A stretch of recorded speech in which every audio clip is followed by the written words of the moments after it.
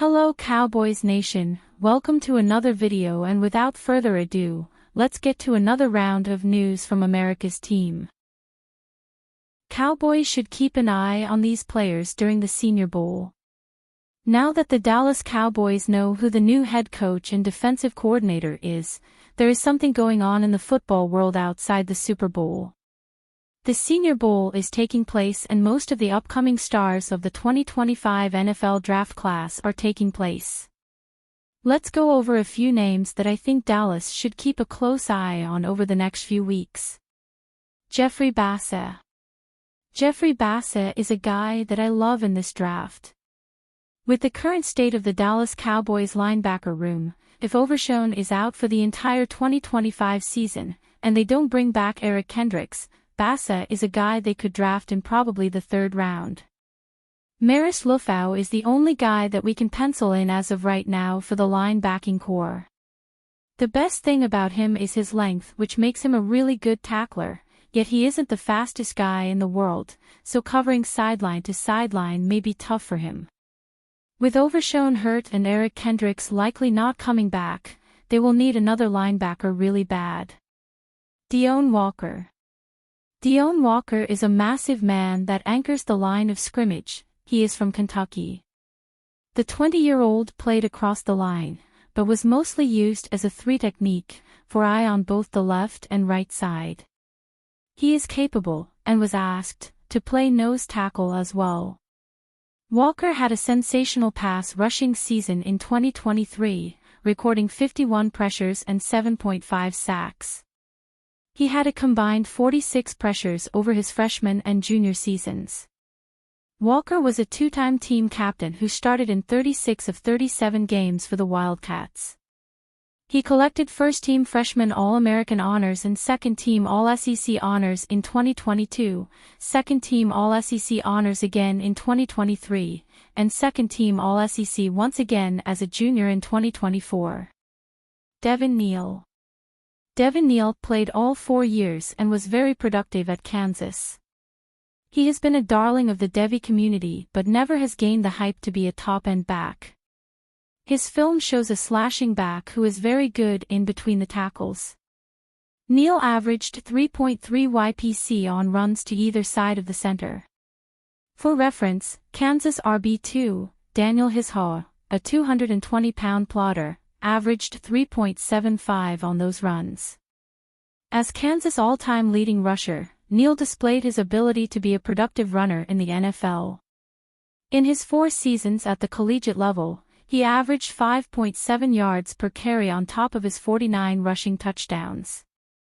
Neal also was a threat in the passing game, as he finished with 711 receiving yards and an additional 4 touchdowns through the air. Of course, there are plenty of others we'll be watching and keeping an eye on, but these are 3 guys you could see the Dallas Cowboys draft in April. It may be a long 2025 with Brian Schottenheimer as the new head coach, but there is nothing else we can do but try and look ahead and find any glimmer of hope. Maybe one of these guys could be the steal of the year for the Dallas Cowboys. Cowboys make major announcement on the status new coaching hires. The Dallas Cowboys have been busy assembling their coaching staff this January after the departure of former head coach, Mike McCarthy. His replacement, Brian Schottenheimer, appointed former Bears head coach, Matt Eberflus, to be the team's new defensive coordinator, after former defensive coordinator, Mike Zimmer, left the team to retire. And whilst there are significant hires yet to be done, notably the offensive coordinator position, for which the frontrunner is currently Arizona Cardinals offensive line coach, Clayton Adams, the Cowboys have announced some key additions as their coaching room begins to take shape. The Cowboys have made some interesting additions to their position coaches, a couple of whom are already familiar with the Dallas setup, per their website. Dave Bergonzi returns to the staff after being an assistant in 2012-13 for 2 seasons. Most recently, he was the linebackers coach for the Bears on Eberflus' staff. In between, he was with the Colts for 4 seasons and the Bucs for 4 years as well. Aaron White-Cotton spent the last 4 seasons as the defensive line coach for the New York Jets. Prior to that, He began his NFL coaching career with the Jacksonville Jaguars in 2013 as a defensive assistant, before later being promoted to assistant defensive line coach. Andre Curtis has ties to both Schottenheimer and Eberflus. He was with the Seahawks on the same staff as Schotty, serving in roles such as defensive backs coach and passing game coordinator from 2015 to 21. For 3 years, he was with Eberflus on Chicago's staff as the safeties coach.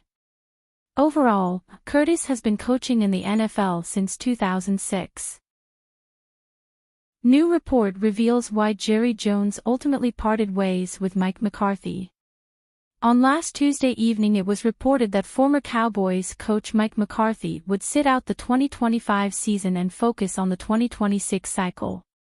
McCarthy garnered interest from both the Chicago Bears and New Orleans Saints after he and Dallas finally parted ways, but the former went with Ben Johnson and the latter appears primed to hand the keys to Kellen Moore.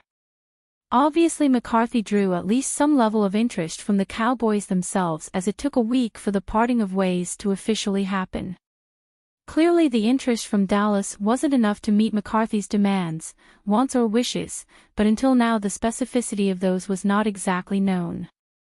Thankfully some light has been cast on it. ESPN reported on Thursday that McCarthy was seeking a 5-year deal and that Jerry Jones would not budge on a 3-year offer.